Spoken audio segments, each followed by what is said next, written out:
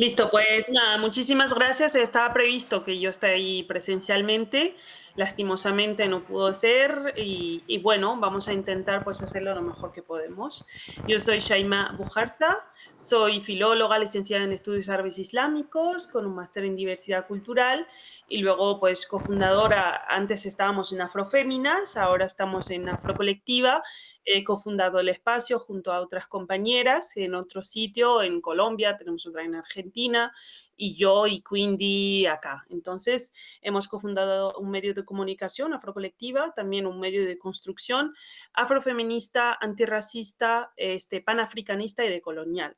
Entonces, pues nos movemos desde esos ejes que son inamovibles y bueno, radicalmente decolonial, que no me gusta llamarlo así, pero bueno. Y nada. Empezamos, ¿verdad? ¿Comparto pantalla? Listo.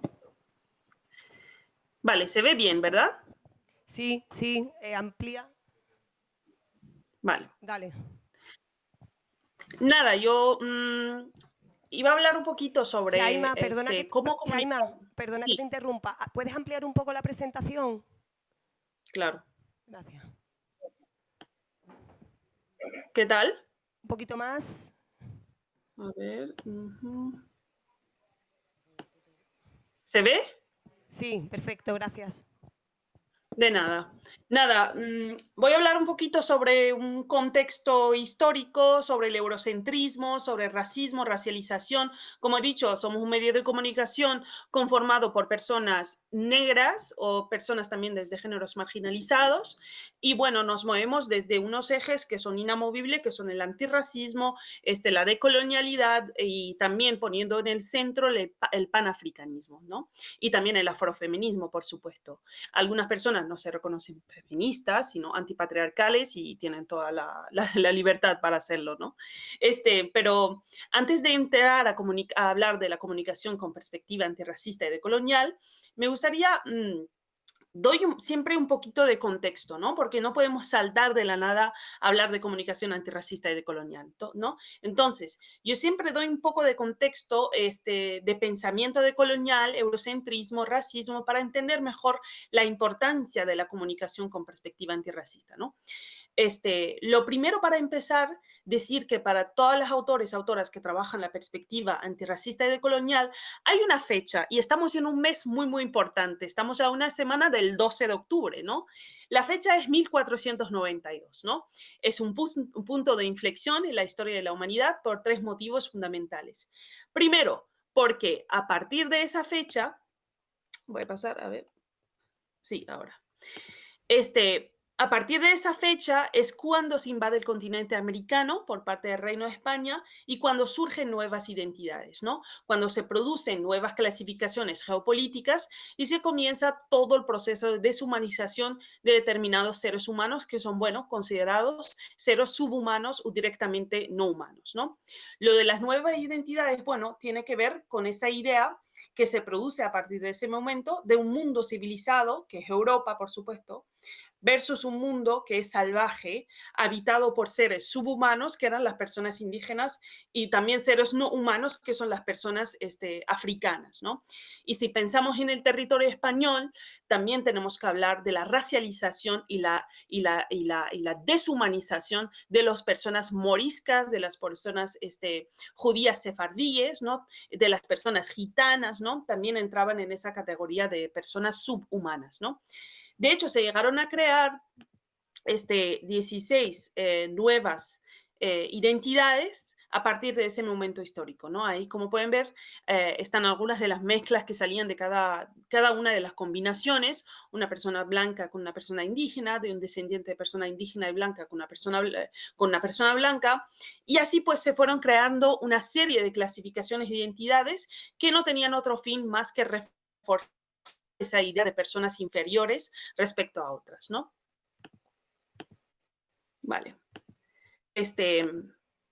Bueno, también a partir de esa fecha, 1492, surge toda una nueva idea de clasificación geopolítica, ¿no? Comienza todo el concepto de Europa, el concepto de Occidente y el concepto de Oriente, ¿no?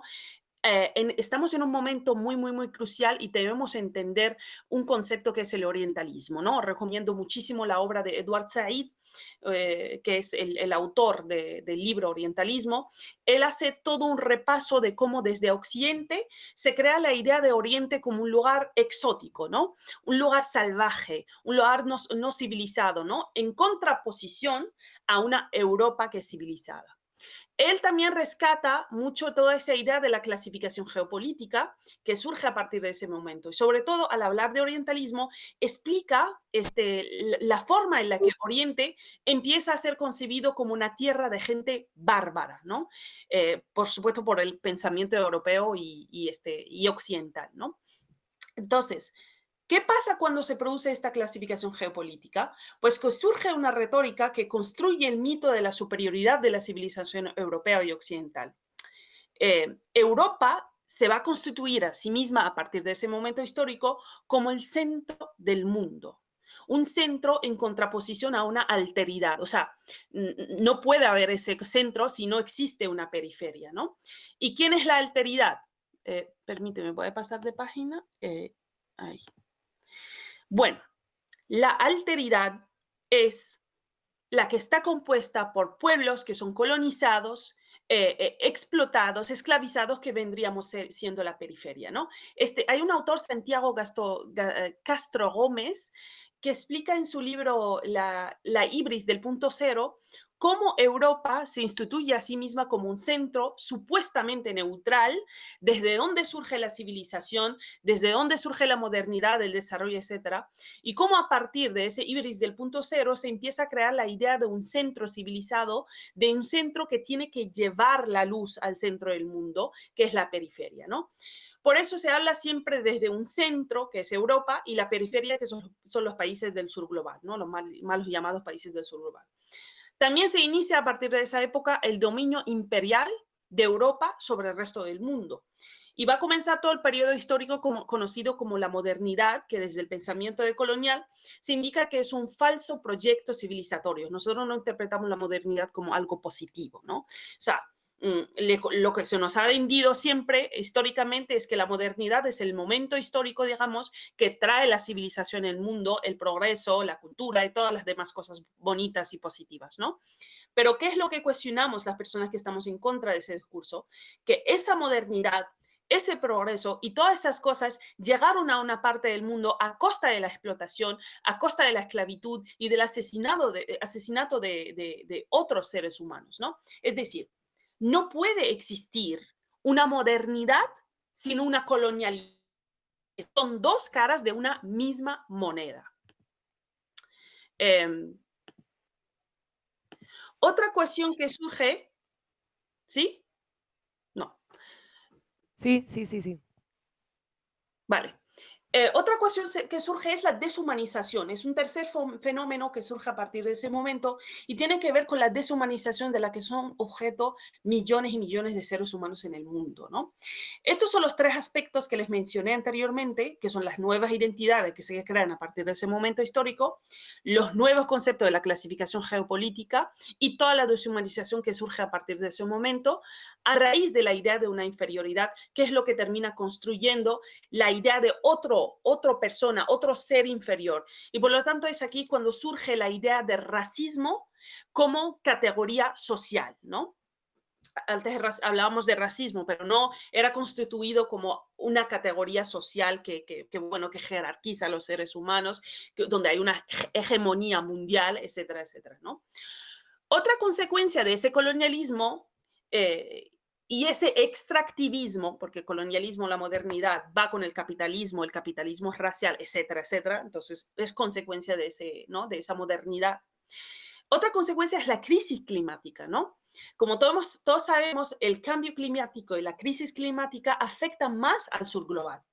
Pero quienes son más responsables de las emisiones son países del norte global, ¿no? El año pasado salió un mapa no, era en 2020-2021, ¿no? Salió un mapa hecho por el NASA, por la NASA que mostraba las emisiones de carbono en los distintos países, ¿no? Y hay una grandísima diferencia entre los países del norte y los países del sur. Se genera más emisiones de carbono en el norte, pero las consecuencias las sufren todos los países del sur global, ¿no? Y esto también demuestra que hay una deuda climática con los países del sur global, ¿no?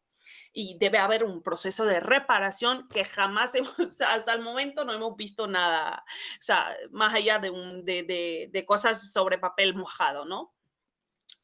Y otra cuestión es que está demostrado que los pueblos indígenas comprenden y gestionan su entorno, su tierra, mejor que nadie. O sea, actualmente el 80% de la biodiversidad de la tierra está en territorios indígenas, ¿no?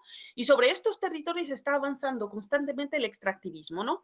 Y para ellos arrebatarle la tierra a estos pueblos originarios es como arrebatarle la vida, ¿no? La vida digamos, en mayúscula contiene, no, es, o sea, no hay una jerarquía entre la vida humana, etcétera. Para la cosmovisión de los pueblos indígenas, la vida es todo, o sea, todo lo que nos rodea, nosotros los seres humanos, la naturaleza, la tierra, etcétera, etcétera.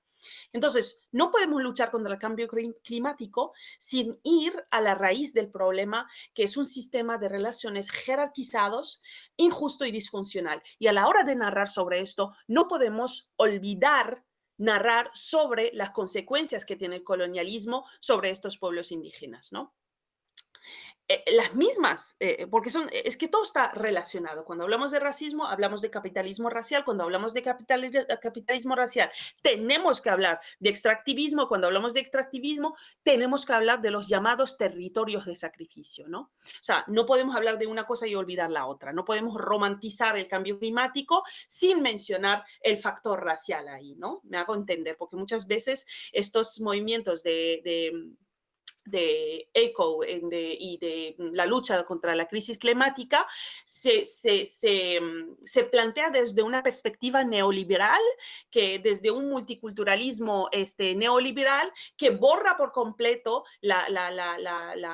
sea, todo lo que tuvo que ver los países del norte global y todo lo que tuvo que ver el capitalismo racial ahí. Entonces, no se nos puede olvidar esa perspectiva interseccional de poner en el centro la raza y el racismo, ¿no? El racismo medioambiental en este caso, ¿no? Porque, como he dicho, estas mismas estructuras de poder y los mismos sistemas que explotan a seres humanos en general, a mujeres, a personas racializadas y a pueblos del sur global desde hace 500 años, son las mismas que hoy en día destruyen la tierra y el territorio, ¿no?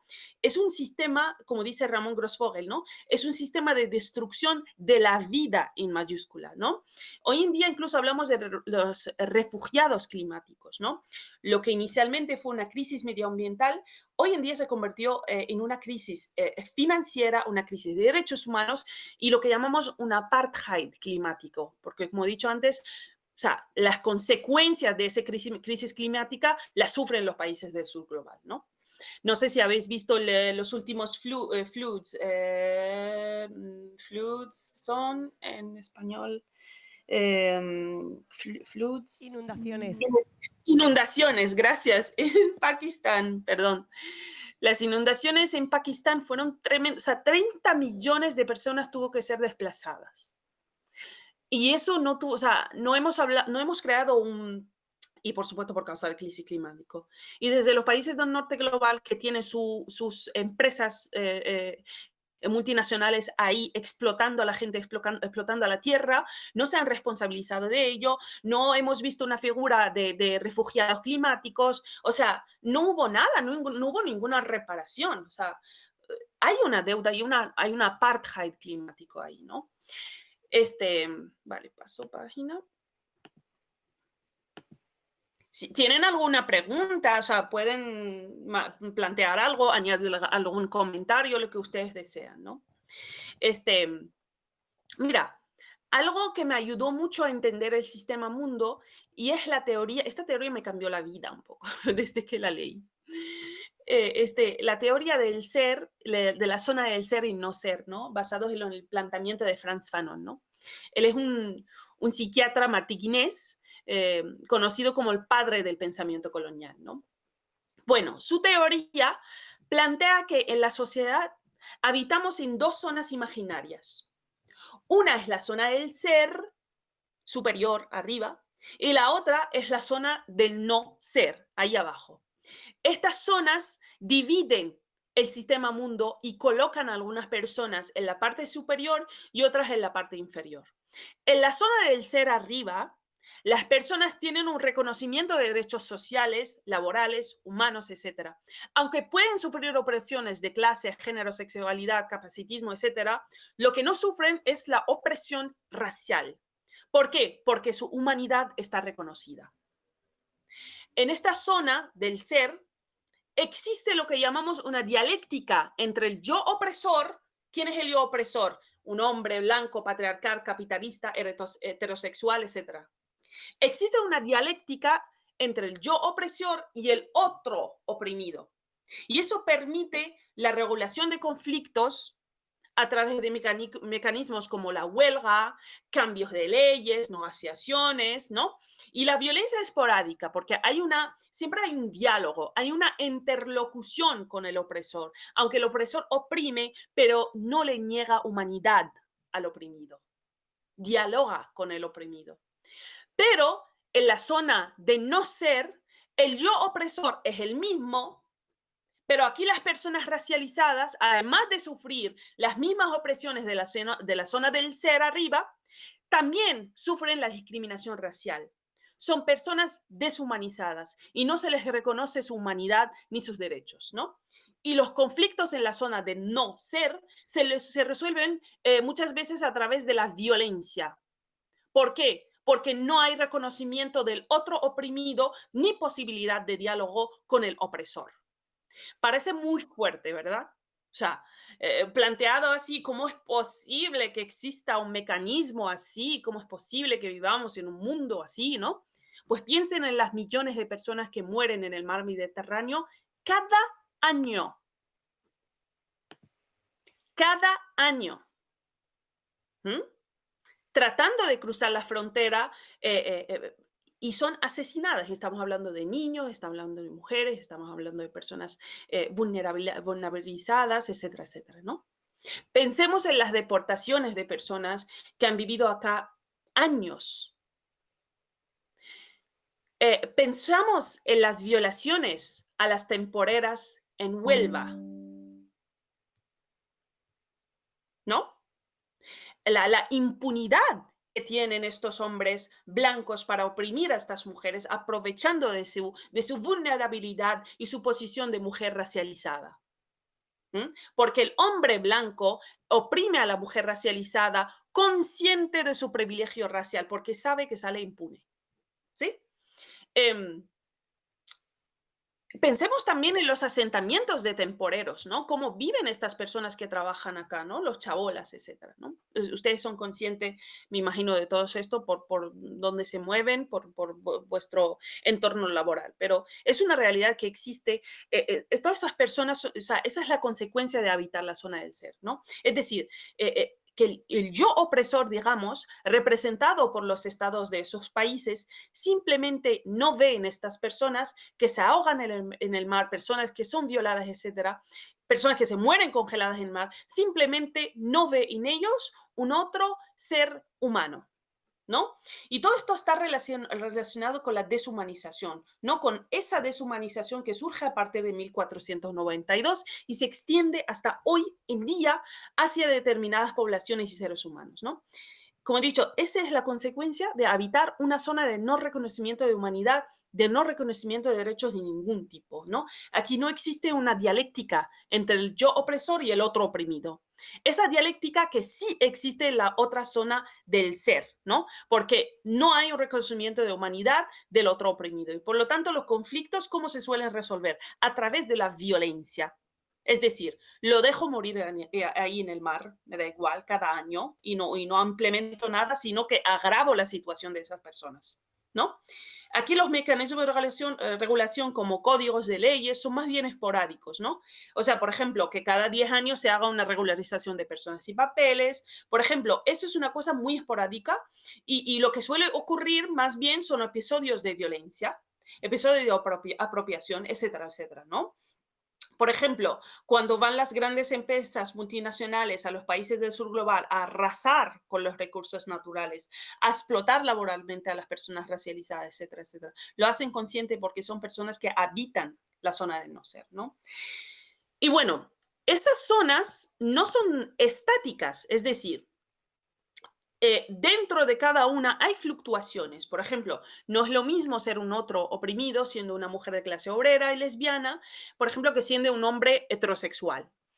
De la misma forma, en la zona de no ser, las mujeres racializadas que hablamos castellano, tenemos un título reconocido, podemos estar menos oprimidas que aquellas que no hablan el idioma y no tienen estudios reconocidos, ¿no? Estas variaciones hacen que no todo sea como fijo en estas dos zonas, ¿no? Otra cuestión que les quería hablar, un momento, voy a pasar aquí, el eurocentrismo. Vale. Quiero hablar desde el eurocentrismo porque es un concepto que explica también muchas de esas discriminaciones, ¿no? En el fondo de todas estas crisis, ¿no? Esta crisis medioambiental, financiera, sociopolítica, hay una crisis y un problema epistemológico, ¿no? Un problema que desde intelectualidad, desde el sur global, lo llaman un problema de injusticia cognitiva, que se traduce que un pensamiento, una forma de pensamiento se impuso al mundo como el único modelo de pensamiento universal, ¿no? Es un pensamiento que se nos impuso como la única lógica posible para entender el mundo y la realidad, como el único filtro, las únicas gafas a través de la cual podemos entender la realidad ¿no? y la vida que nos rodea, ¿no?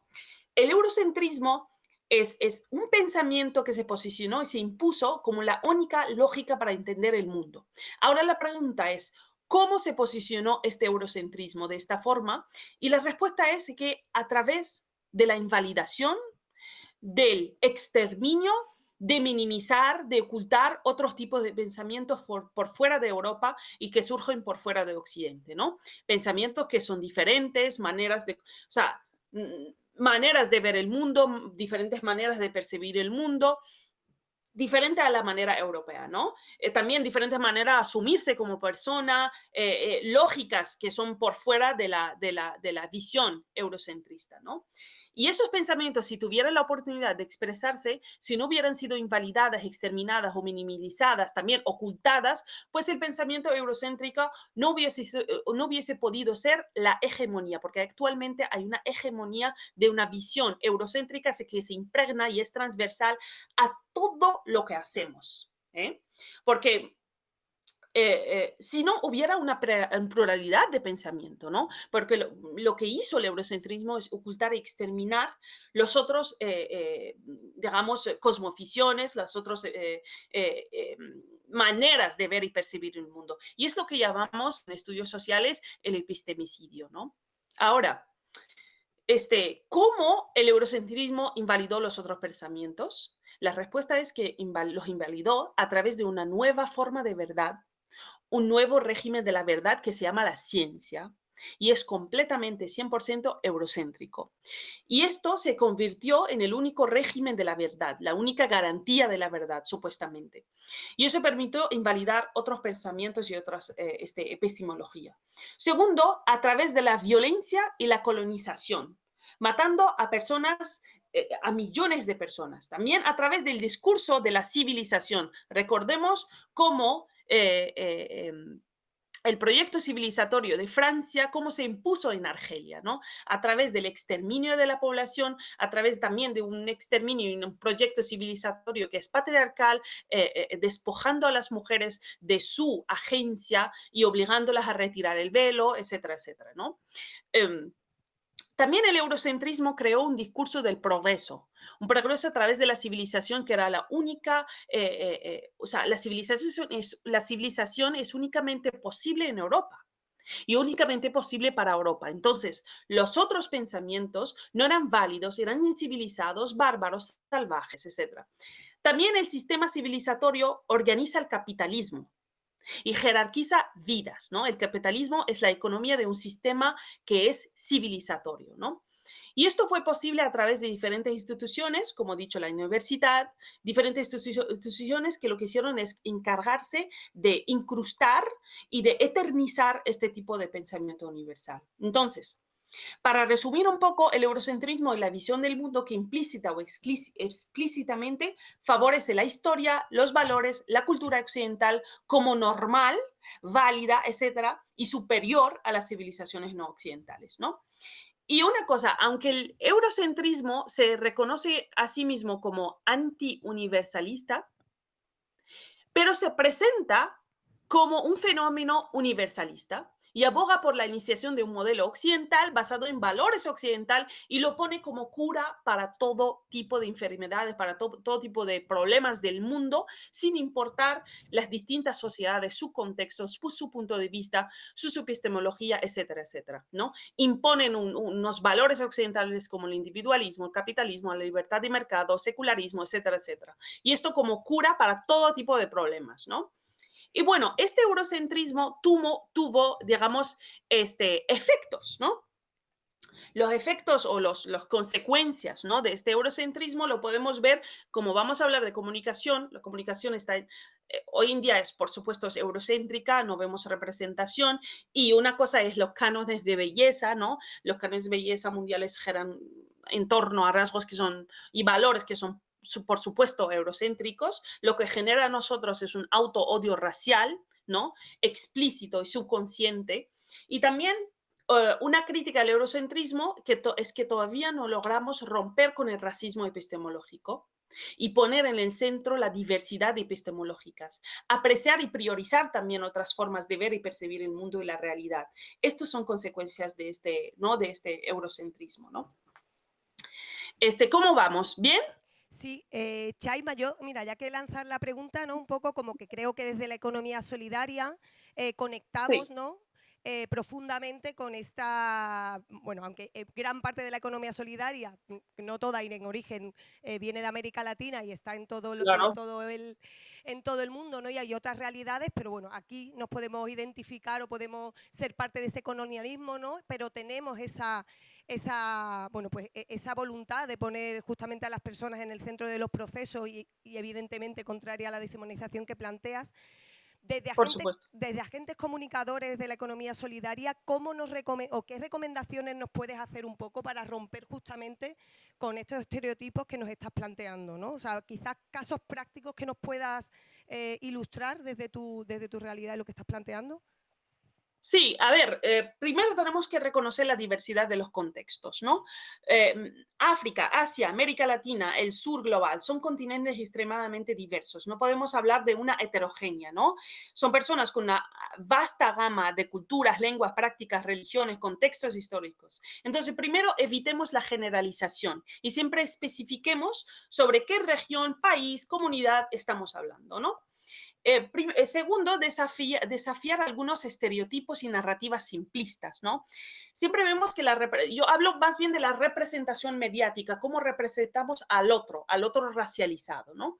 Em, por supuesto, esta representación mediática perpetúa un montón de estereotipos negativos sobre poblaciones del sur global.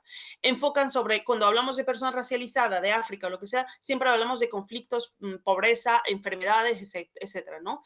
Entonces, es importante que ofrezcamos una visión que sea equilibrada, ¿no? Que también destaque historias de éxito, innovaciones, riqueza cultural y ponemos de ejemplo, por ejemplo, algún proyecto en Ghana o en Mozambique, etcétera, etcétera. El problema es que siempre hay un enfoque de cuando hablamos del otro racializado, siempre lo ponemos en posición de inferioridad o en posición de conflicto, pobreza, etcétera, etcétera, ¿no?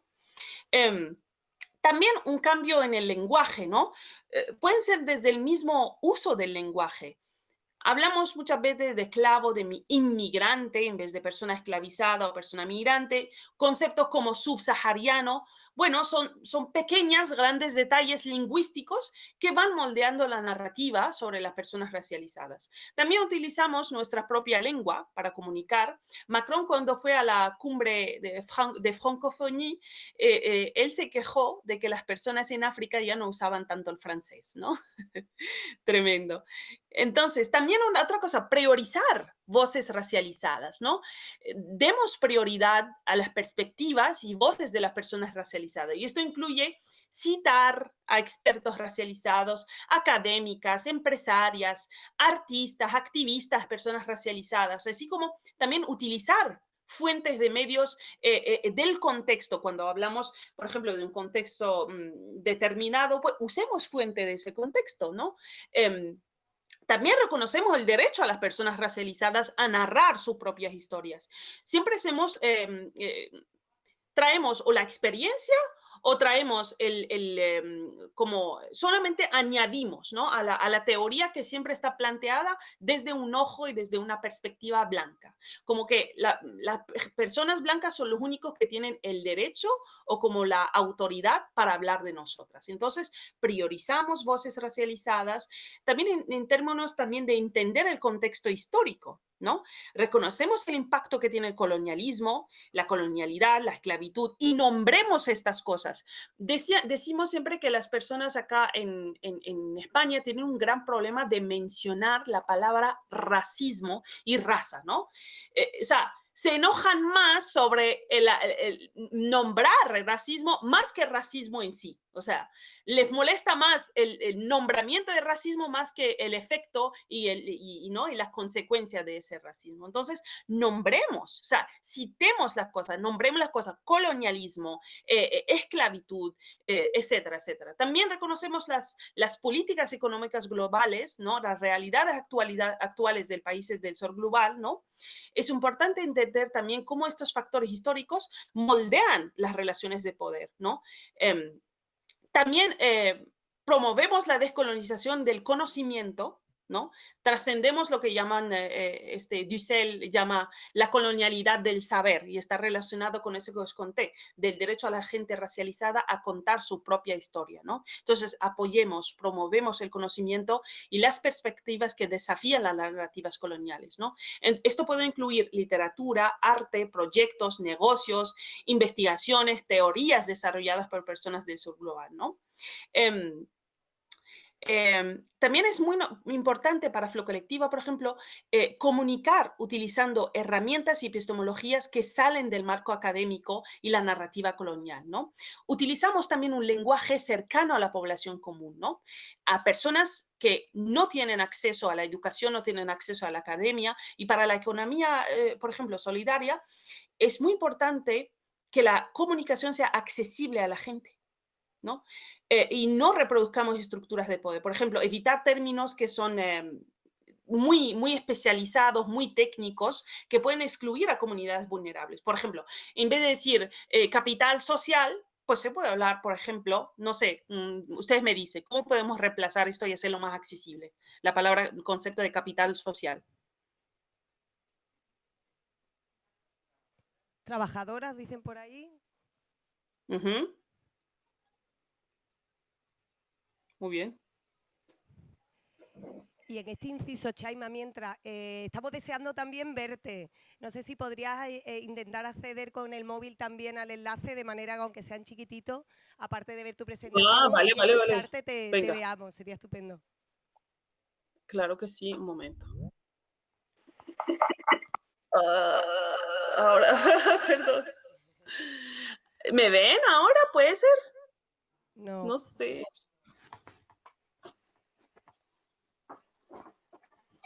¿Sí? ¿No? ahora. ¿Me ven bien?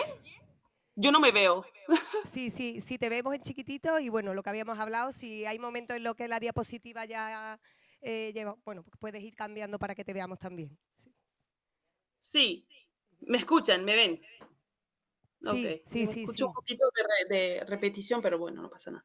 Bueno, podemos cambiar, ¿no? Palabras como capital social, personas trabajadoras, redes de apoyo mutuo, etcétera, etcétera, ¿no? También utilizar formas artísticas, poema, no sé, gastronomía, etcétera, para narrar sobre problemáticas sociales, ¿no? Este, Otra cuestión es que somos muy críticos con las fuentes de información. Entendemos examinar críticamente la fuente de información teniendo en cuenta quién la produce, ¿Con qué propósito? ¿No? Buscamos fuentes que son responsables, éticas, comprometidas con la representación decolonial, antiimperialista, etcétera, de los pueblos del sur global. ¿No? Por ejemplo, estos fake news y la narrativa homogénea, orientalista, esencialista, deshumanizante, durante años sobre la población árabo-musulmana, sobre el hombre musulmán, es la que permite hoy en día una masacre en Palestina, ¿no? Gracias a esa representación totalmente orientalista, racista, islamófoba sobre poblaciones de Oriente Medio, es que hoy en día permitamos que el sentido común, que aceptemos un auténtico genocidio ¿no? en Oriente Medio, ¿no? Y en Palestina. Entonces, es muy importante implementar siempre y tener en el enfoque una visión antiimperialista y antiislamófoba a la hora de narrar sobre problemáticas sociales. Fomentar, como he dicho, el diálogo y la colaboración, promover el diálogo y la colaboración entre personas de diferentes contextos. Esto puede ser ayudar a construir puentes de entendimiento, respeto mutuo, facilitando también una comunicación más inclusiva y equitativa, ¿no? Reconocimiento también de sabores tradicionales, saberes, perdón. No, este es un ejemplo, un momento. Quito este. También valorar conocimientos y prácticas y saberes de poblaciones del sur global, ¿no? O sea, comunidades, saberes también de personas afrodescendientes que son totalmente invisibilizadas, ¿no? Un ejemplo podría ser mencionar cómo ciertos modelos de cooperativas han sido practicando por siglos en comunidades indígenas, que no escuchamos por ello hasta que no sé quién cita en Bélgica o en Alemania salga con un cuento que inventó una hierba no sé qué, que resuelve no sé cuánto y te la vende con no sé cuántos dólares, ¿sabes? Visibilicemos que todas esas prácticas y prácticas que son amigables con el medio ambiente han sido durante siglos y siglos practicadas en el sur global. Un ejemplo de ello es que últimamente salieron a promocionar lo de la ducheta. No sé si se llama ducheta. Bueno, reemplazar el papel higiénico con la ducheta, ¿no? Y salió una creadora muy famosa a decir que es algo que vio en Holanda o no sé qué. Mientras nosotros, poblaciones turcas, iraníes, amazigh, en el norte de África, llevamos utilizando el agua para limpiarnos por siglos y siglos y siglos y siglos, ¿no? Esa también es una narrativa de invisibilizar saberes y modos de hacer y ser de personas que son del sur global. Y es más, esta forma o este comportamiento de utilizar la ducheta, hemos sido criticados por ello, ¿no? Nos llaman a personas antihigiénicas hasta que lo haga un alemán y está bien, ¿no? Entonces también es una forma de invisibilizar otras formas ¿no? de ser y otras epistemologías que son totalmente válidas, pero válidas solamente cuando hace un blanco, ¿no? También siempre hay que evitar el lenguaje asistencialista o de caridad, en lugar de hablar de ayudar a las personas desfavorecidas o salvar a comunidades con situación de vulnerabilidad. Se puede hablar de colaboración, se puede hablar de apoyo mutuo. Siempre me gusta hablar de reparación en vez de cooperación, ¿no? Entonces, no sé, para construir esa relación horizontal, ¿no? También una comunicación multilingüe, poner y posibilitar que haya una comunicación en diferentes lenguas que son conocidas en el Estado y también lenguas minoritarias, si es posible. Entiendo que eso es un poco difícil, ¿no?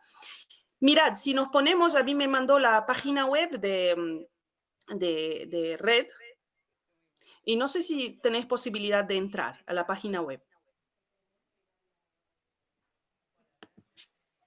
Se llama economiasolidaria.org. Vale. No sé si habéis podido, pero mirad, si nos ponemos en la sección de temáticas, podemos hablar, o sea, hay economía Chaima, solidaria. Sí. vale, espera porque no lo estamos viendo ahora, ¿vale? Porque estamos viendo lo que tú proyectas, ¿vale? Vale. Voy a tratar de ponerlo, me chivan por el pinganillo aquí, para que se pueda ver. Y aprovecho ya el corte para decirte si te puedes mover un poco el móvil para que te veamos completa y silenciar el móvil también, que está entrando doble sonido, me comentaban antes. Así, está silenciado. Al revés. al Em, revés. Ay, gracias. vale, no me veo, así que no sé. Vale, ¿habéis podido entrar? Sí, estamos, Nico, y ahora cómo lo proyectamos. Ahora ya, sí, Chaima. Ahora no te vemos a ti, pero bueno, es que hay las limitaciones. No pasa nada. Pero te escuchamos y luego podemos volver al formato anterior, ¿no? Vale. Mirad, si os ponéis a mirar las fotos de la gente, ¿no? La diversidad de las imágenes. ¿Qué veis ahí? Bueno, ahora mismo vemos pocas astronautas. No sé, poneros en la parte de feminismo, por ejemplo, en las temáticas, ¿no? O sea, buscar un poquito dónde aparece caras. Yo estaba buscando, o sea, lo que quiero decir es que lo que hay ahí es gente blanca, ¿no? Bueno, comercio justo quizás no. O, bueno, Mm. finanzas éticas, consumo responsable. Sí, digamos que el 90% son personas blancas, o sea, lo que predomina ahí es una imagen de personas blancas, ¿no? Em, Podemos simplemente incluir imágenes de personas racializadas, ¿no? Y podemos hablar de, yo qué sé, de consumo responsable, poner, o sea, finanzas éticas, no tiene que ser siempre que ponemos la gente racializada, es cuando hablamos de racismo, colonialidad o lo que sea, ¿no? O sea, no hay que ligar la cara de una persona racializada con el racismo o con cuestiones que no sé, ¿no? Que son típicamente donde aparecimos, ¿no? O sea, hay que promover, ¿no? Se puede incluir imágenes de personas racializadas participando, ¿no? En actividades económicas solidarias para visibilizar esa diversidad de las comunidades implicadas, ¿no? También, al hablar de justicia económica, no se menciona directamente, yo estuve buscando, y no se menciona cómo racismo sistémico afecta a las comunidades racializadas, ¿no?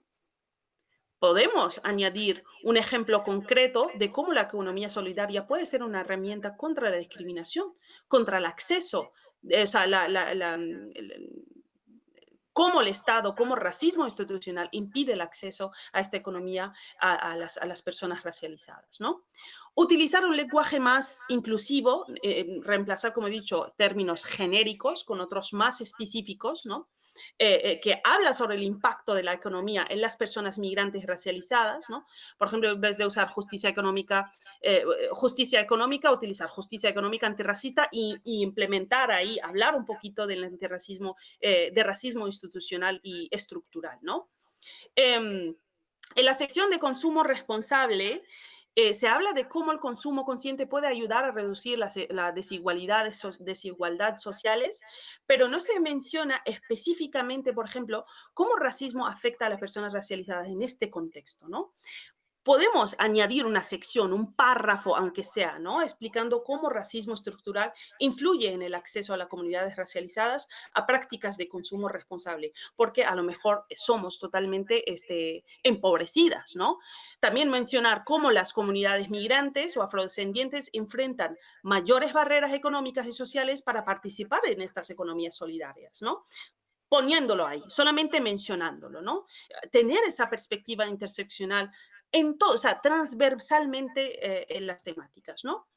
Eh, También en la sección de cooperativismo también se presentan los beneficios del trabajo colectivo, pero no se aborda cómo las personas racializadas suelen tener menos acceso a estos espacios.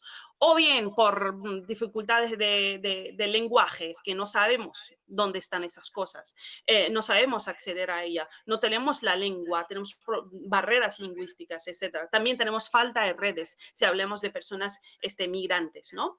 Eh, También podemos incluir un apartado que hable de las barreras, todas estas barreras específicas que enfrentan las personas racializadas y, por supuesto, promover soluciones a ello, ¿no? Becas, programas específicos para el acceso a estas comunidades racializadas, pues a todas estas herramientas que ya lo tenemos, ¿no? Eh, También en la sección de feminismos, ¿no? Que me parece tremendo que haya la temática, o sea, una sección para el feminismo ahí. No, o sea, se aborda la desigualdad de género, pero no se hace referencia a cómo las mujeres racializadas enfrentan formas interseccionales de discriminación en el ámbito económico, por ejemplo. El hecho de que o sea, decimos que el trabajo de cuidado es feminizado, ¿no? Pero también es racializado, ¿no? Se le olvida también. Esto también desde el feminismo institucional pusieron soluciones para luchar contra la desigualdad de género en los trabajos de cuidado. Por ejemplo, firmaron ¿cómo se llama? La 089, ¿no? Para que 189 el las mujeres convenio, ¿no? trabajadoras, 189, ¿verdad? Sí, sí, sí. Exactamente, para el acceso a las mujeres trabajadoras de hogar, al paro, etcétera, etcétera. Pero no se olvidaron que las mujeres racializadas indocumentadas son casi mayoría en esos sectores de trabajo. Entonces, pero desde las políticas feministas no hubo acceso, o sea, no tienen derecho a acceder a ello, ¿no? Entonces, es esa falta de perspectiva interseccional a la hora de hablar de feminismos, a la hora de hablar de problemáticas que afectan a las mujeres, que hay de las mujeres racializadas, ¿no? Podemos agregar apartados que hable sobre las mujeres racializadas, negras, latinas, migrantes, etcétera, cómo enfrentan desigualdades no solo por su género, sino también por su raza y estatutos migratorios. Bueno, son pequeñas cosas que vamos poniendo para visibilizar una problemática social que ya existe, ¿no? La falta de acceso que tenemos ahí, falta de acceso a programas, a formaciones, a redes de apoyo, el acceso a financiaciones para mujeres racializadas, etcétera, etcétera, ¿no? Es incorporar esa perspectiva interseccional, ¿no? Eh, bueno, no sé si están viendo la, Sí, mm, o sea, la mía, ¿no? ¿Cómo se llama? La presentación mía. sí, sí, la vemos perfectamente. Y Ah, te voy a aprovechar un ah, momento, ok. Chaima, si me permites el inciso, porque había una pregunta por aquí, ¿vale? Sí, Hola. hola. Bueno, a ver, yo te voy a hacer una pregunta en plan abogada del diablo. O sea, evidentemente la interseccionalidad es un palabra, ¿no?, que ahora todas tenemos que meter en todos nuestros proyectos y en todo tiene que estar, pero haciendo de abogada del diablo te pregunto, ¿qué metemos? Y quiero que quede claro que es abogada del diablo, ¿eh? O sea, lo estoy haciendo a propósito, ¿vale? Sí. ¿Qué metemos? ¿Una sección con cada eje de opresión? O sea, porque claro, tú desde tu militancia, bueno, pues reivindicas, ¿no?, que debería de haber pues una sección o un botón o un esto que nos lleve a conocer más sobre las mujeres racializadas. Pero bueno, Mm, igual las mujeres lesbianas o, no sé, o las mujeres enfermas o las mujeres, no sé, ¿no? Dirían, jo, pues mm, nosotras también queremos nuestro botón, claro. que es la famosa trampa de la diversidad, ¿no? Entonces, bueno, me gustaría que como afrocolectiva nos dijerais un poco cuál es vuestra postura y cómo tratáis este tema que seguro que os ha sido criticado en muchas ocasiones. Por supuesto, mira, nosotros siempre si volvemos al origen del feminismo, el feminismo, digamos, que luchaba por el acceso a las mujeres al voto, muchas de las mujeres blancas dijeron que no aceptamos que las mujeres negras puedan votar. Entonces, resolvemos el problema del género para el acceso o la desigualdad de género a las mujeres blancas, pero creamos otros techos de cemento, no de cristales, porque decía esta Micaela que para romper el techo de cristal debes tener una habitación propia primero, ¿no? Para otras mujeres no tienen techo de cristal, sino de cemento ahí, ¿no? Debes ya estar en la cima, ¿no? Pero es una forma en la que eres interseccional, en la que no participas en esa estructura de poder. Muchas de las mujeres blancas lo que quieren es una silla dentro de esta estructura de poder para poder oprimir igual que el hombre blanco. Entonces se trata de buscar una sororidad que muchas veces no encontramos lastimosamente, y eso lo pudimos ver perfectamente cuando ocurrió el caso de la violación de las mujeres temporeras. Antes de 2 años hubo el caso de la manada, donde salieron millones y millones de personas a la calle a luchar contra esa, ¿no? Contra ese caso, y aprovecharon para hablar de muchas desigualdades de género que sufrían las mujeres acá, pero 2 años después sufrieron un caso masivo de violaciones de mujeres temporeras racializadas. Y hubo como 10 personas en la calle cuando se convocaron. Desde varios espacios feministas ni siquiera se miró ahí. Entonces, somos partícipes de esas estructuras de poder.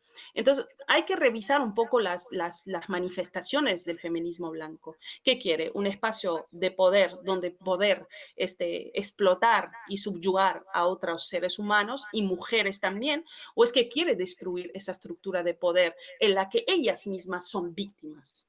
Esa es la pregunta. No, te devuelvo la pregunta con otra pregunta. Y por supuesto, cuando hablo de interseccionalidad, no hablo solamente de raza, ¿no? Cuando Kimberly Crenshaw habló de la interseccional, ella por supuesto estaba explicando del caso de las mujeres negras y ponía en el centro la raza, ¿no? Como la raza y el sexo podían discriminar de una forma, como mujeres negras pueden estar en la intersección de raza y clase y no pueden explicar su discriminación solamente atendiendo a lo que es su género, ¿no? Sino que tiene que explicar su discriminación, atendió a su género, a su raza, a su sexualidad, etcétera, etcétera. Muchas de nosotras las mujeres racializadas, cuando salimos a la calle, no solamente somos mujeres, somos negras, somos migrantes, etcétera, etcétera. A mí, yo cuando vine aquí, la experiencia o las barreras que tuve, las grandes barreras que tuve yo como mujer negra, migrante, etcétera, no son en relación a mi género, sino en relación a mi situación administrativa. Claro, ¿Sí? Las o sea, grandes barreras tuvieron que ver con mi situación de migrante y no con mi situación de mujer. Entonces, se trata solamente de no ser daltónicos desde las instituciones, desde los distintos espacios, no ser daltónicos a la interseccionalidad que tenemos, a nuestra, digamos, a nuestras identidades complejas que conviven con nosotras, ¿no?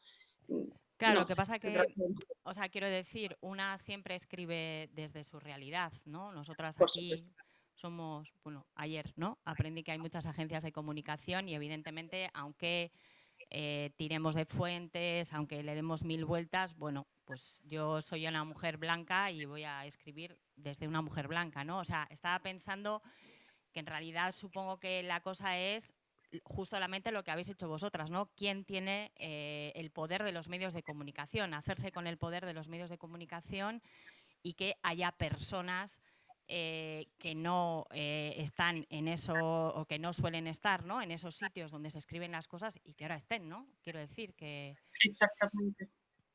Se trata un poco de traicionar el privilegio, de traicionar el pacto de blanquitud.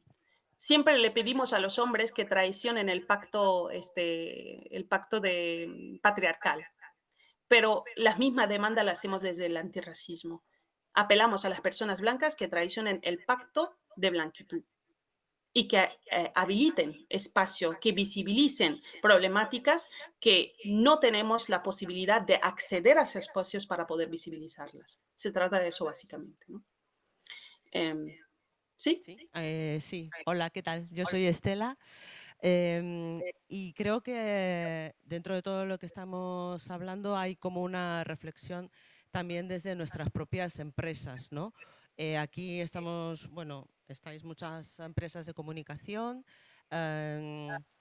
y que lanzáis un montón de mensajes, ¿no? Entonces, el hecho de poder incorporar esta perspectiva interseccional y también el tema de la diversidad de origen de las personas es Mm. básicamente un reto para una entidad. Es decir, tenemos que tener una reflexión previa y una decisión como empresa, como colectivo, ¿no? De cómo vamos a enfocar. A lo mejor lo que decía María, de tantos botones que podemos poner en una web o en cualquier sitio, a lo mejor tiene que partir de una reflexión. Bueno, a lo mejor no, creo que tiene que partir de una reflexión a dónde, ¿no? De nuestro modo de comunicar, a quiénes comunicamos y sobre Exacto. qué aspectos queremos incidir, ¿no? A lo mejor no podemos Sí. llegar a todos, pero sí tener como una decisión y una línea de trabajo que vaya evolucionando también. Entonces creo Claro, que... porque si nadie hace nada y todo el mundo se queda en su posición de privilegio, en su posición cómoda, Claro, pues esa, o sea, ninguna estructura se va a poder destruir. Eso es. Es como el hombre que siempre dice, es que yo no soy machista, entonces ¿por qué debo trabajar en ello? Porque a lo mejor te aprovechas de tu privilegio de ser macho sin Claro, quererlo. es tomar conciencia, ¿no? Hasta dónde, desde dónde tenemos que Exactamente. partir como equipo, como empresa, ¿no? Porque algunas estarán en una posición, otras en otra. Y Mm, también lo que, como decía Shaima, es esto de pedir asesoramiento, pedir acompañamiento en estas temáticas. Es muy importante porque a exactamente. veces entidades que están bastante perdidas y con buena voluntad a veces no alcanzan. Entonces hay que, bueno, Claro que sí. transitar un Es camino. poder ahí, tender la mano. O sea, hay un montón ahora de personas de medios de comunicación que son compuestos por personas racializadas que se puede tender la mano a ellos, se puede colaborar con las personas racializadas, ¿no? Yo voy a poner un ejemplo una campaña mediática que fue fallida, totalmente un fracaso absoluto, ¿no? Bueno, primero os pongo, si hay alguna pregunta o podemos seguir, ¿sí?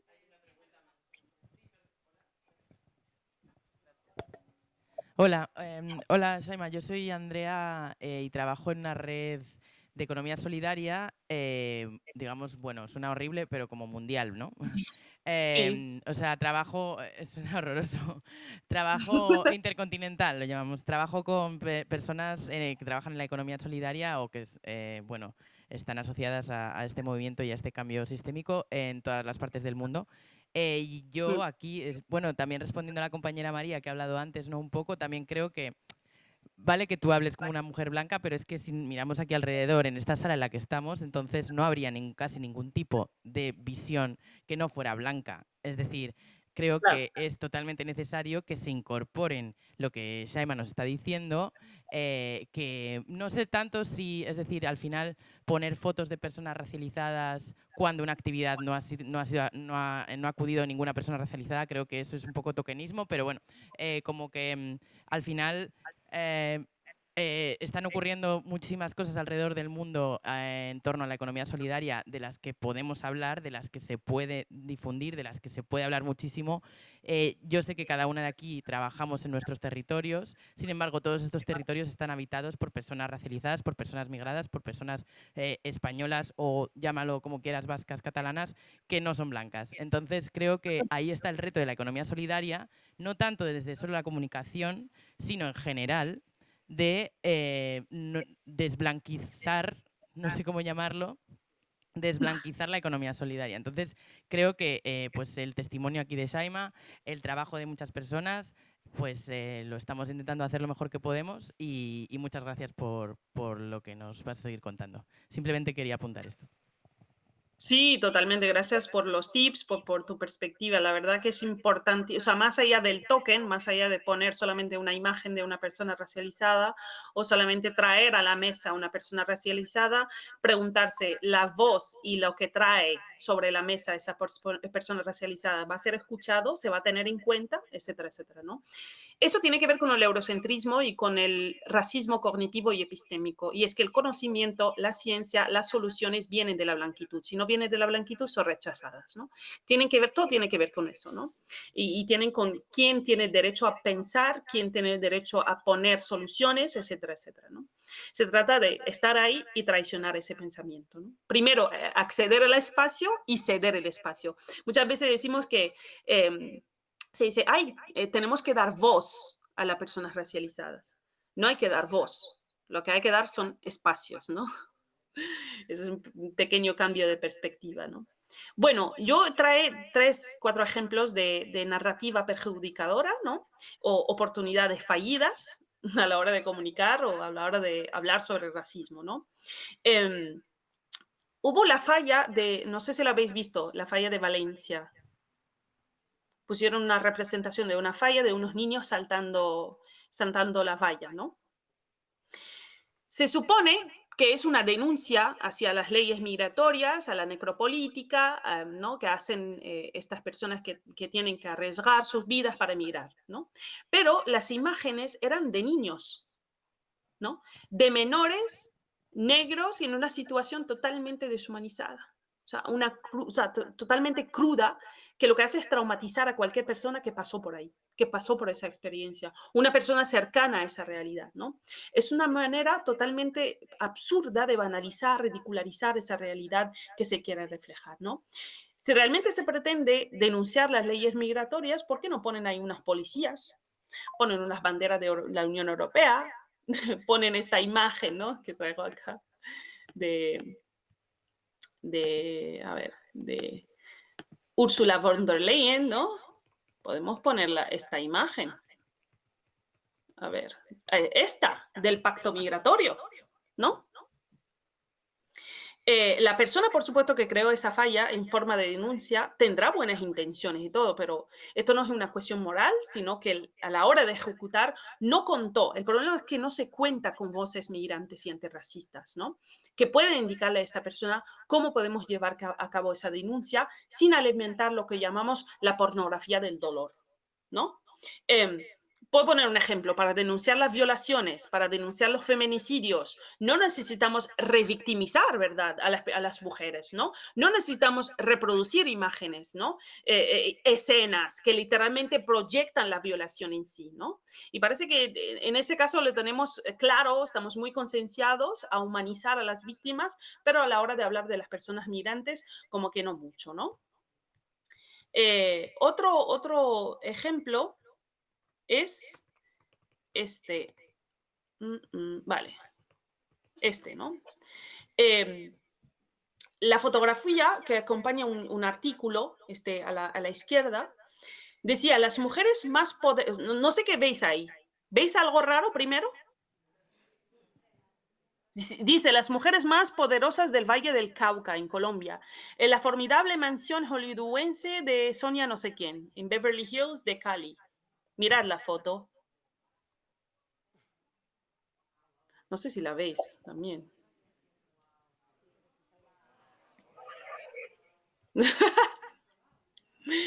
Bueno, mirad las dos mujeres afrocolombianas ahí atrás, ¿no? Otra vez volvemos a ese discurso de la deshumanización, ¿no? Mujeres ahí como objetos, ¿no? Esta fue muy criticada, esta portada, y cuando se preguntó al fotógrafo, él dijo, no tengo mucho que decir al respecto, es una foto que no es especial, ¿no? Debió de ser idea de alguien de nuestro equipo, las señoras aparecen por ahí para poner un café y a alguien se le ocurrió, pues, ponerlas ahí, ¿no? Dice que no hay que darle más vueltas, o sea, no comprende racismo, intenta minimizarlo, etc. Bueno, la revista de Soho, esta, respondió a esa foto mostrando a las mujeres negras afrocolombianas y atrás hay dos trabajadoras blancas, ¿no? Lo llamamos, el título fue como el elogio a las mujeres negras, ¿no? Si os fijáis en la primera foto, a las mujeres negras están al servicio de las mujeres blancas y en la segunda foto están al servicio de los hombres, ¿no? Es decir, mostrar mujeres como objetivos, como objetos, ¿no? En los dos lados, ¿no? O sea, se cae en una vez más en esa hipersexualización de las mujeres negras y caemos en el estereotipo de la mujer negra desnuda, hipersexualizada, etcétera, etcétera. No hay un cuestionamiento de fondo de lo que está pasando aquí. Y podemos ver también una interseccionalidad del racismo y el sexismo, ¿no? Como lo llaman la misoginia, ¿no? Otro caso de oportunidades fallidas. A ver, vamos. No avanza. A ver aquí. Sí.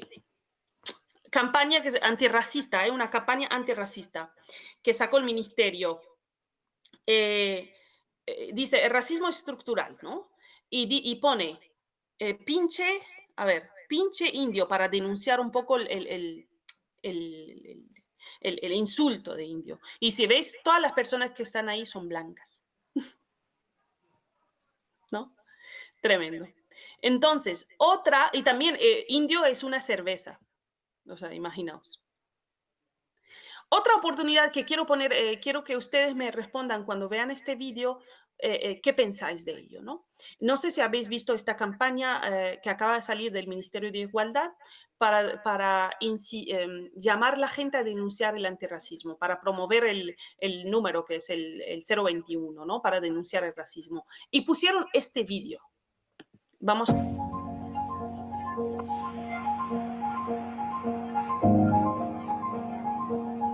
A saber qué habrá hecho esta. Siempre igual con los gitanos. Primer día de uni y ya tengo que aguantar a los moros. Mira, aquí todo gratis para ellos y nosotros pagándoles a los negros la sanidad. Mirar con distinta cara es racismo.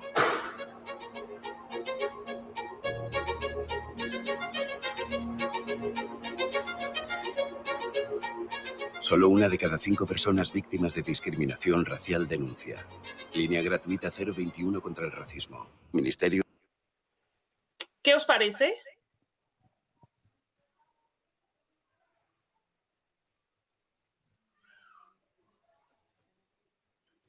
No sé, alguien quiero escucharos.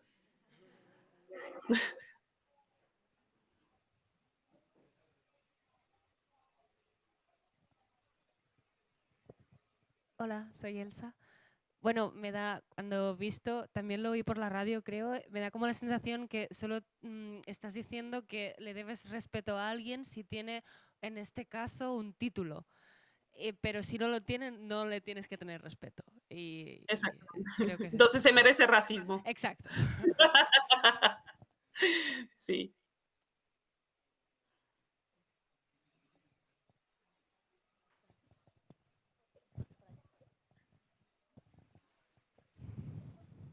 Hola, soy Alejandra. Hola, Alejandra. Por un lado, como que, a ver, por mirarlo un poco por el lado bueno, es como guay que se visibilice que también las personas migradas pueden ser médicos, juezas o profesoras, pero creo, o sea, quiero pensar que la parte creativa, que es lo que me toca, no era mala, ¿no? Como que la idea de mostrar a personas racializadas en esos roles es buena. Pero también creo que la parte que cuando reproducen el estereotipo de ya están los negros, no sé qué, me parece muy fuerte como para reproducirlo. O sea, creo que se podía haber hecho de una manera más sutil también. Totalmente. Es muy crudo, ¿no? ¿Hay otra opinión? No. No. Vale, pues es muy crudo. Primero, o sea, lo que quiere hacer el objetivo es incitar a la gente a denunciar, incitar se dice, bueno, llamar a la gente, promover que la gente denuncie y use el teléfono 021. Yo, que fui, por ejemplo, víctima de un tipo de autobús que me pega, de un tipo que en la feria de Sevilla que me arrancó el velo, o sea, miro esta campaña y digo, ah, bueno, o sea, solo denuncio cuando me miren feo, pues, cuando piensen que no soy catedrática, cuando piensen, o sea, ¿dónde está realmente ahí la violencia que sufrimos física, verbal, la violencia digital que sufren las personas racializadas? ¿Dónde está ahí? ¿Cómo puedo denunciarla? ¿No? Y se limita a un racismo también social y no aborda de que el racismo es estructural. Y no se limita a que mi compañero me mire feo, a que mi jefe me insulte, ¿no? Sino que el racismo tiene que ver con una estructura, con unas instituciones que te impiden el acceso a ciertos derechos y ciertos espacios. Por ejemplo, yo tengo estudié aquí, tengo las carreras aquí, etcétera, pero al ser migrante no puedo acceder a un trabajo de funcionaria, no puedo opositar, no tengo derecho a una beca de doctorado, etcétera, etcétera, ¿no? Sí soy mora, pero no tengo derecho a acceder al pueblo, al espacio de catedrática, como la mujer hijabi que aparece ahí, ¿no? Eso también es racismo y no se aborda ahí, ¿no? O sea, absolutamente una campaña racista, capacitista también, clasista, porque solamente muestran espacios de absoluto poder y reconocimiento, etcétera, ¿no? Que muchas de las personas racializadas no tenemos acceso a ello, y no tenemos acceso a ello no porque no queremos, como mi caso, que es hay una institución que te impide el acceso a ello, ¿no? Y preguntemos por qué no accedemos a ello, ¿no? Cuando de nosotras ocupamos esos cargos, ¿no? Entonces, es una campaña totalmente fallida. Vemos por donde lo vemos. ¿Y sabéis cuál es la razón por la que esa campaña fue fallida? Si queréis investigar un poco más, la empresa que se dedicó a hacerlo es una empresa de gente blanca. Y de gente blanca, porque si hubiese gente blanca que lo pueden proyectar bien, que tiene una perspectiva antirracista, bien, pero es que es gente blanca racista. O sea, absolutamente deshumanizante y demuestra también la falta de interés que tiene un ministerio que tiene que velar por la, ¿no? Por la seguridad de las personas racializadas. ¿No? ¿Qué quieres que denuncie ahí? ¿Por qué voy a utilizar el 021? Porque me miro, pensó que no soy catedrática, pues, ¿no? O sea, totalmente fallida. Vale. ¿Cómo vamos de tiempo? ¿Bien? Sí, como media horita para el cierre. ¿no? Vale. Vale, pues vamos, voy a daros, para mí, en los discursos que utilizamos, el lenguaje es algo muy, muy importante, ¿no? En nuestros textos, en nuestras palabras, el lenguaje reproduce narrativas revictimizantes y opresivas, ¿no? Si vamos a hablar sobre algún pueblo, algún colectivo específico, es muy importante que revisemos nuestras expresiones, ¿no? Uno, los lenguajes, los textos, etcétera, el contenido que producimos, tiene que estar en lenguaje inclusivo, ¿no? A través de, nosotros usamos palabras que no se den cuenta de género. Por ejemplo, en vez de utilizar los niños, utilizamos las infancias, personas, juventudes, comunidades, etcétera. Intentar un poquito utilizar un lenguaje más inclusivo, ¿no? Cuando hablamos de África, África es un continente, ¿vale? África no es un país, ¿no? Hablamos de pueblos africanos, especificar también la región particular del continente en la que estamos hablando, ¿no? Escuchamos mucho esta palabra inmigrantes de segunda generación, ¿no? Los hijos de inmigrantes, ¿no? Más bien hay que utilizar la palabra o el concepto de hijos de inmigrantes, porque la migración siempre tiene un punto de partido y otro de llegada. No puede ser eternamente migrante y también tus descendientes inmigrantes. Aunque para las instituciones sí es el caso. O sea, los hijos de inmigrantes acá, si nacen aquí, no tienen derecho a la nacionalidad por territorio, lo tienen derecho por sangre, ¿no? Entonces, no reproducir ese racismo institucional y hablar de las personas, de los hijos de inmigrantes más bien, ¿no? Porque la situación administrativa no se hereda, ¿no? No es un rasgo físico, no es una condición médica, ¿no? No es el patrimonio de tus padres y madre el hecho de ser una persona migrante, ¿no? Otro concepto que seguro que habéis visto mucho, África subsahariana. Habéis escuchado un poco de ello, ¿no? Lo veis reflejado, ¿no?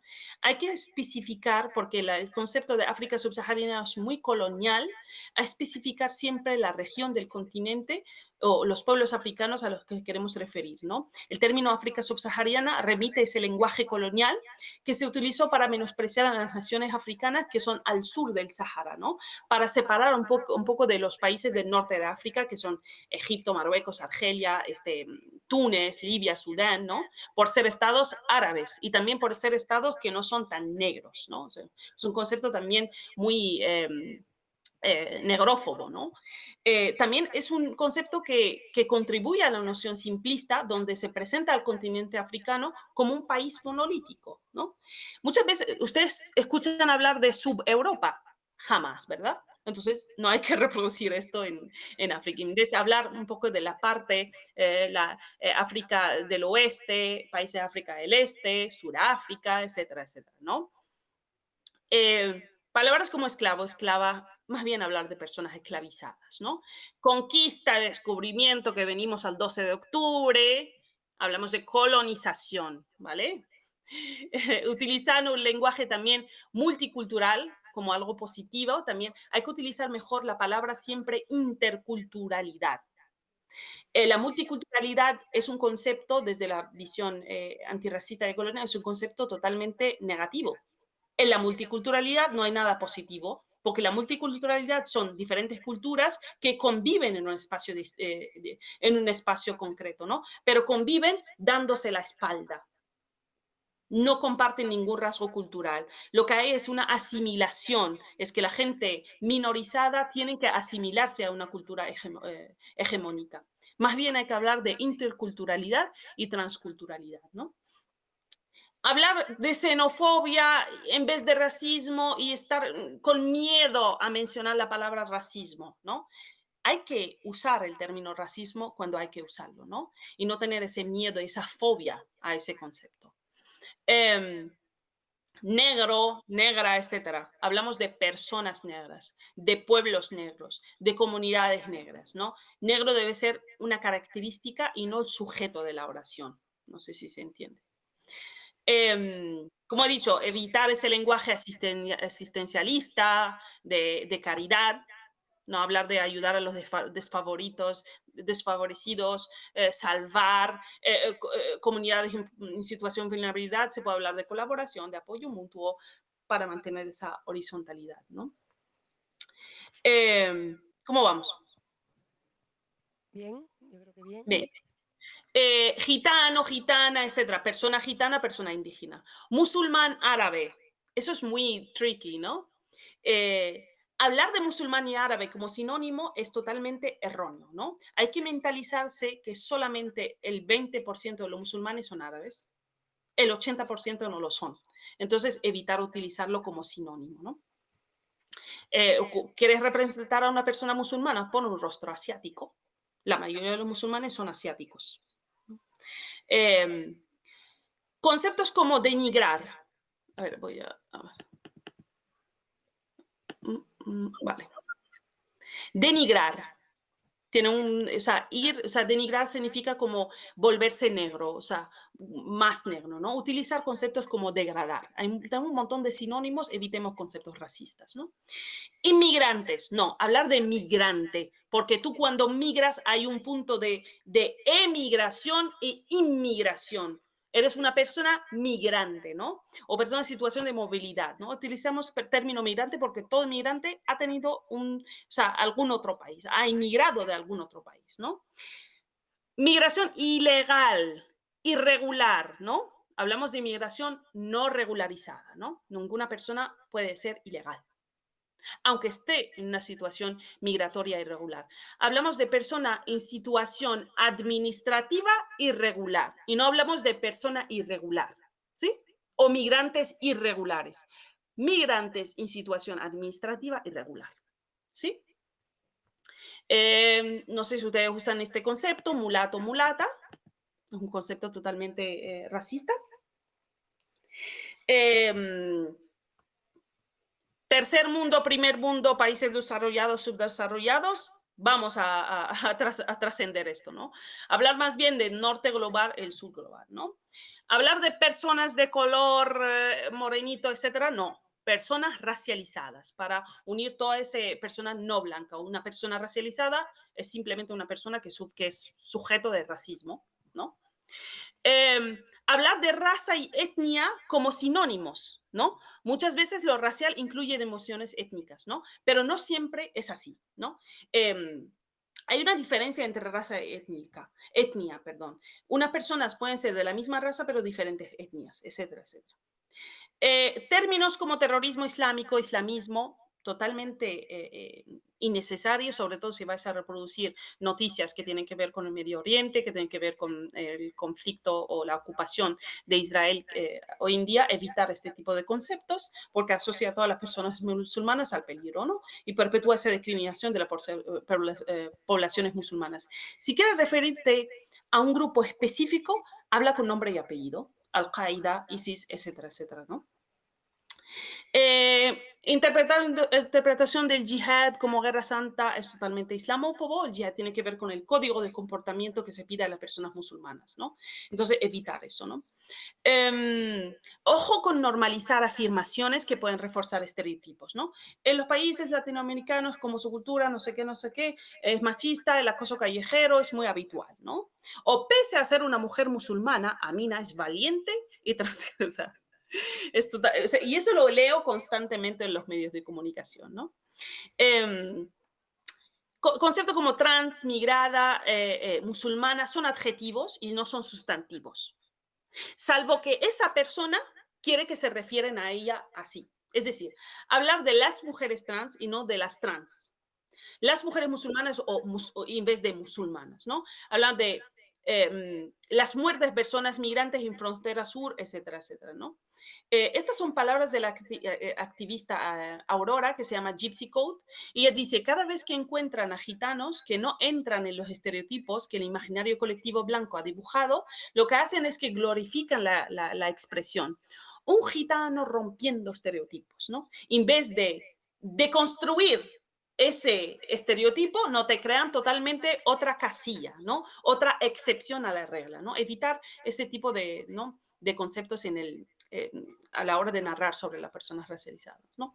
Otra cuestión es el uso de las imágenes. Mirad, como ha dicho, hay que hacer un balance, ¿no? No usar una persona racializada para el token, sino romper con esa imagen hegemónica, pero también en la práctica utilizar una perspectiva antirracista. No solamente en la imagen y luego todo el equipo es blanco, ¿no? Eh, entonces, en el uso de la imagen representamos una representación visual diversa, ¿no? Eso alegra el alma, ¿no? Por lo menos para nosotras, verte representado ahí solamente, no solamente cuando eres víctima, sino también en posición de poder, ¿no? En la creación de materiales gráficos de redes sociales es muy importante utilizar imágenes que representan la diversidad étnica y cultural de las personas involucradas en la economía solidaria. También es importante evitar los estereotipos y dar visibilidad a personas racializadas que están en roles de liderazgo, ¿no? O también en situación de colaboración, ¿no? Buscamos imágenes que no refuercen estereotipos o incluso la rompan. Por ejemplo, personas negras médicas, abogadas, mujeres musulmanas con hijab, presidentas, que sí las hay, ¿eh? No, eso no sería una cosa rara, ¿no? También mujeres gitanas en puestos de poder, personas indígenas en relación a una noticia que nada tiene que ver con estereotipos. Por ejemplo, hablando de energía verde, pongamos una persona indígena y además es algo que es totalmente lógico, puesto que el 80% de la biodiversidad está en manos de personas indígenas, ¿no? Evitemos imágenes que solo muestran a cuerpos normativos, personas delgadas, blancas, femeninas, guapas, ¿no? Versus mujeres diversas, ¿no? En las fotos tratemos de que las personas racializadas salgan en actitud activa, ¿no? De agencia, de empoderamiento, en vez ¿no? de víctimas. Mirad, hay un proyecto que es, ¿cómo se llama? Top Manta. ¿Lo conocéis? Sí. Es un proyecto maravilloso que yo diría que debe haber más colaboración con este tipo ¿no? de proyectos y de iniciativas que son lideradas por personas migrantes, además en situación administrativa irregular, que están saliendo de ahí, que además están, no solamente ellos, sino buscan sacar de la calle a millones de personas y regularizar también la situación de muchas personas que están en la calle. Yo creo que ese es un ejemplo que debe estar ahí y debéis utilizarlo si hablamos de economía solidaria, ¿no?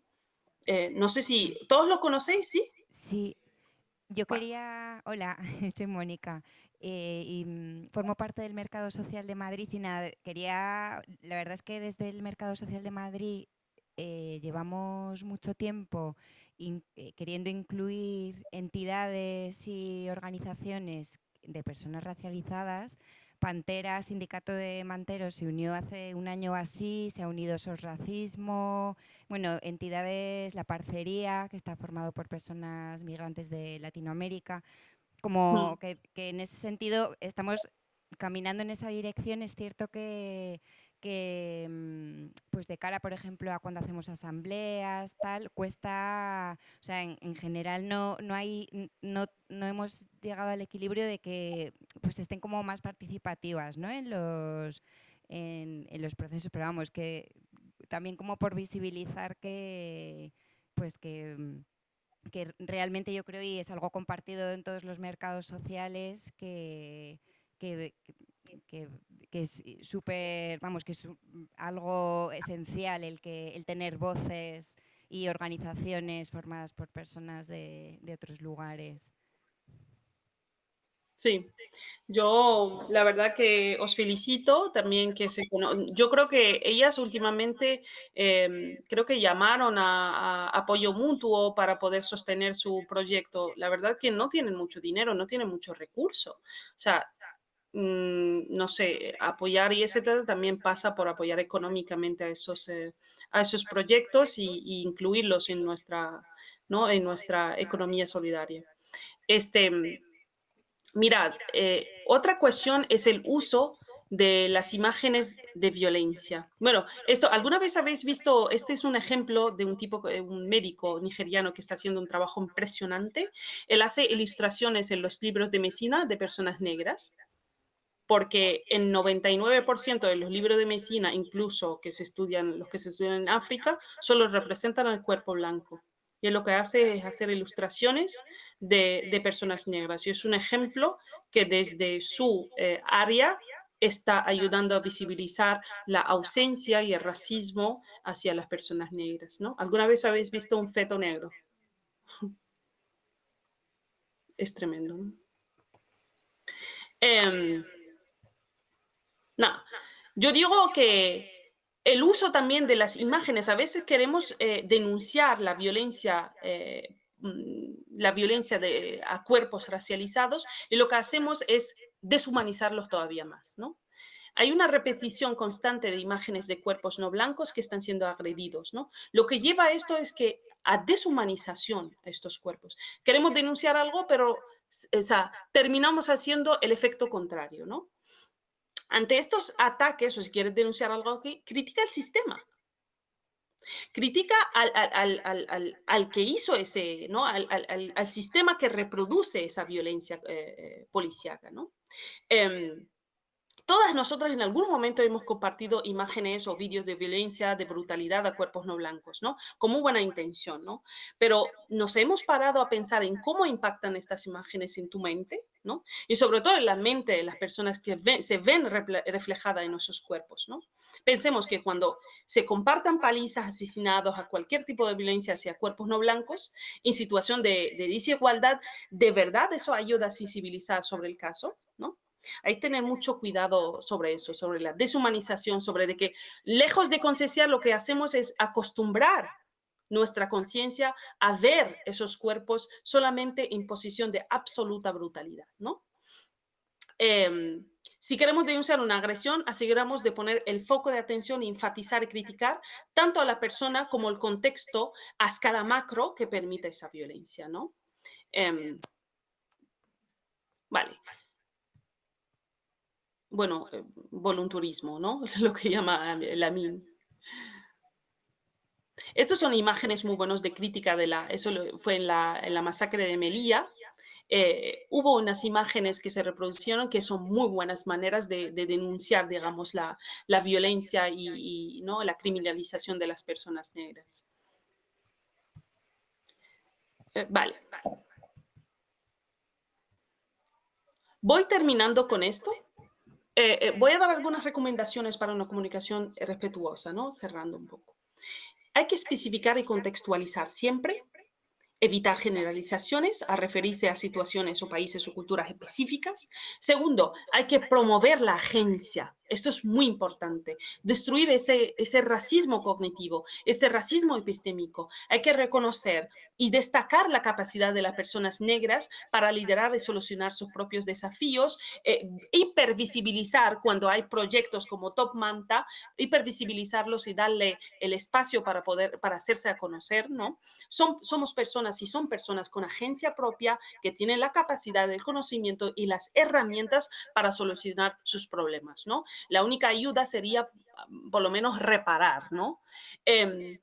También valorar la complejidad y diversidad, mostrar esa riqueza, variedad de experiencias, de culturas, historias que son presentes ¿no? En nuestra sociedad, ¿no? Y fomentar siempre el equilibrio, incluir tanto desafíos como logros de personas racializadas a la hora de narrar sobre ellas, ¿no?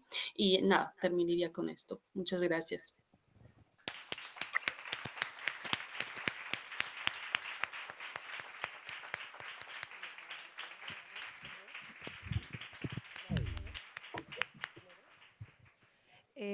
¿Se ha ido ya? Chaima, Aquí. Estupendo. No, Granada, que queríamos agradecerte que bueno, no te hemos podido tener aquí presencialmente, pero creo que ha sido muy inspirador y muy rico el debate y lo que nos has traído. Y nada, mandarte un saludo. Y hay una pregunta, si puedes esperar un momentito. Claro que sí, claro que sí. Sí, yo es rapidito solo. Me ha interesado mucho lo del glosario y no me ha dado tiempo de copiarlo. Iba copiando muy rápido, pero ¿podemos tener acceso al Power o al glosario de alguna forma? Te cuento, hice una maravillosa relatoría que incluye no solamente eso, sino más cosas y conceptos y todo lo que he hablado aquí, que os la voy a compartir. No sé Sí, sí, si sí. la compartí. Claro que sí. Con mucho gusto. Nada, agradeceros haberme escuchado. La verdad que no es lo mismo que estar allá, hablar con ustedes, mirarles la cara, etcétera, pero lástima. Espero haber podido hacer llegar esa idea, hacer llegar ¿no? Somos personas con agencia, somos personas que estamos luchando por acceder a esos pequeños espacios y también agradecer a la organización que está abriendo, o sea, una forma de implementar esa perspectiva interseccional es abrir el espacio a que haya mujeres negras racializadas que hablen y que den herramientas a ustedes que ustedes también la van a utilizar en vuestros espacios. Así que gracias a la administración por abrir este espacio y por dejarnos hablar acá, ¿no? Y también a ustedes por escucharnos, porque no es fácil escuchar cosas o realidades que se alejan totalmente de la suya y comprometerse también ¿no? a trabajarla, ¿no? Así que gracias. Hola, mira, hola. ¿Se escucha? ¿Se escucha? Te puedo hacer una pregunta rápida. Primero, nada, muchísimas gracias. Yo soy Maggie y hago divulgación sobre sostenibilidad en redes y consumo responsable y estoy aprendiendo gracias a una amiga que está haciendo bueno, está con Desiree Vela y ella es como mi gurú porque le voy preguntando muchas dudas y te quería pedir porque claro, a los que estamos como transitando esto y reaprendiendo y para intentar hacerlo mejor y correctamente, a mí por lo menos me surgen dudas constantemente. Yo, por ejemplo, tengo a mi amiga que puedo enviarle las dudas y ella va como diciéndome, no, esto no, bueno, lo que hablabas del glosario, pero ¿a quién podríamos preguntarle en el caso de que sobre la marcha nos vayan surgiendo dudas para poder, de cara, por ejemplo, a hacer publicaciones en redes o alguna actividad, hacerlo bien sin cometer los errores que mostraste, que posiblemente Claro. Surgieron de buenas intenciones sin poca asesoría? Claro, a ver, hay muchas mujeres racializadas y activistas que son muy bien formadas, que tienen la formación específica para dar asesoría y dan programas de asesoría y espacios de sesiones de asesoría a empresas, a personas que tienen alguna duda concreta. También hay un montón de contenido gratuito, abierto, online. Yo también en la relatoría voy a poner recursos, voy a poner libros, personas a seguir, blogs, ¿no? No todo tiene que ser libros, también hay blogs, hay personas que están hablando en TikTok que están diciendo cosas maravillosas. Por ejemplo, Afrocolectiva, que estamos ahí entrando y como metiéndonos en espacios donde no se nos espera estar, ¿no? Entonces, hay muchos recursos. Depende de tu nivel de compromiso, depende de cuánto tiempo quieres echarle, pero seguro que vas a encontrar un montón de recursos gratuitos. Y si no, si tienes algo específico, pues yo os puedo dar mi email y me podéis escribir ahí y puedo resolver alguna duda así específica. Si no, hay un montón de mujeres que están haciendo consultoría, ¿no? Muchas gracias. Con gusto. Vale, pues Chayma, yo creo que ya sí te liberamos. Nada, muchísimas gracias por estar aquí. A ustedes. Gracias. Chao, que estén bien. Chao.